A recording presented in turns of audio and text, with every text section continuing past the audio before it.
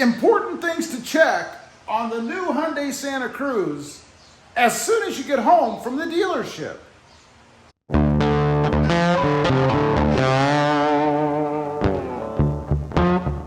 Well, good afternoon everybody, and welcome back to Robmotive MT.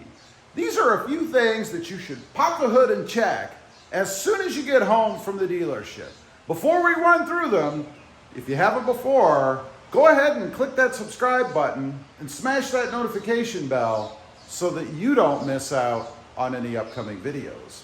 So what am I talking about? What should you check under the hood as soon as you get home from the dealership? You know, they build these cars, they go through an assembly line, and humans do touch them. And if humans touch them and inspect them, then you know that there's always a possibility something could be left out, something could be forgotten, something that could be major, like engine oil. So let's take a look. We've got the hood popped, obviously. First thing I do is just take a look at the fluids, right? We've got the radiator overflow here, and you can see it's fine. It's at the minimum level, and that's where you want it. It's okay. We've got the washer fluid. Take a peek down there. If you look close right there, you see that blue. It's about as full as it goes. You could get it a little higher in the neck if you wanted, but really no reason to do that. Of course, the engine oil, we're going to check that in just a minute. Over here, we have the brake fluid. You can see there's pink right in there, so we're golden.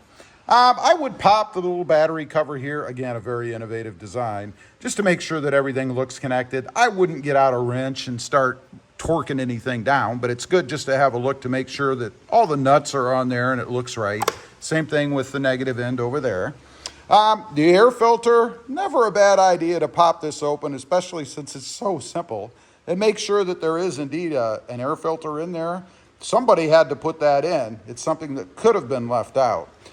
The last thing before we get to the oil is the fuse cover. Make sure that it's tight. I actually have mine popped up now because I want to show you something to always check underneath. To remove this, all you do is push these two little clasps in, if you will, like so, and then the cover just pulls right off. Set that aside, and then we have all of the fuses exposed. Now, there's an old wives' tale, I guess, maybe not really such a wives' tale, that sometimes these fuses aren't put in tightly. They can get loose, maybe in shipping, maybe the person that assembled it didn't push them down all the way. So it's not a bad idea to just run your finger over each of them and give it a little bit of a push. Not much, you're not trying to kill it or anything, but you want to make sure that all the fuses are seated properly, because obviously if they've rattled loose or they weren't put in properly, these did give a little bit. I don't think it's an issue, but I could feel them a little bit. And make sure that, so did that one, make sure that everything is seated in there properly so that you don't have any issues, just to make sure. So just running across, again, gently. You're not trying to kill anything, and chances are everything will probably be all right anyway, but it's just such a simple thing to check, and that's it. Takes just that much time, and you can be sure that everything's seated properly and you're not going to get any weird little check engine lights or anything crazy like that in your gauge cluster. Next up, always check the engine oil. You know, it's such a simple thing to make sure that it's right so that you don't have any issues. Let me go ahead, put the cover back on the fuses there so I don't forget. Then we'll pull that dipstick and take a look and see if we have any oil in this Hyundai Santa Cruz. All right, pulling the dipstick, pretty simple. It's right down here, that bright orange thing, and it even says engine oil on it.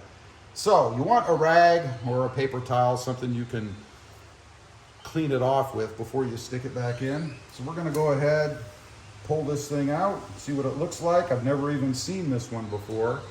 And take a look at the gauge. Now, if you look at the gauge, it's kind of slotted. I'm not sure how well that's going to show up on camera, but there are slots in it to grab the oil. It needs to be in between the two raised marks, which are here and here. Looks to be full to me. Looks nice and clean, and I gotta say, I love this compared to some of the other ones I've seen. Typically, they're just the aluminum or steel, and it's very hard to read. This should be pretty simple to read. So, as I mentioned, take it off, wipe it down, and then stick it back in all the way. And you want to make sure, of course, you're doing this on a level surface and after the Santa Cruz is sat for a little while, so all the oil has a chance to drain back in. It does go up through the engine for cooling and lubrication purposes while you're running. But let's go ahead, pull it back out of here and see where we're at. Now, again, I don't know how well it's going to pick up on camera, but we are right there about a 1/4 inch or so underneath the top slot, or the fully full mark, if you will. And that is perfect. That's just where you want it to be. The oil looks nice and clean. We just showed that it's nice and full, so we are golden. Go ahead, put it back in. Make sure that you push it all the way in. Doesn't take a lot of force. You're not trying to kill anything. And that's something I was known for in my younger days. You know, it was always full force. Slam it in. Get it as tight as you can. I can't tell you how many bolts and nuts I have broken by putting way too much force on them. So just be wary when you're checking these things. They work pretty simply, and you really don't need to slam anything down underneath the hood. Everything fits nice and well. Anyway, that is just a quick look at important things to check on the new Hyundai Santa Cruz as soon as you get it home from the dealership. Most times I would say probably 99 out of 100, it's going to be fine. But you don't want to be that one that blew up your engine, even though it will be covered under warranty most likely, but you still have to screw with it. And who wants to do that? Leave a comment. Let me know. Do you guys do this kind of stuff when you get new vehicles home? I'd be curious to know. Or is it just me? Also, again, if you did in the beginning, smash that subscribe button and click that notification bell so that you don't miss out on any upcoming videos. I do have 2 additional channels. Rob Motive, all about Toyota Tacomas,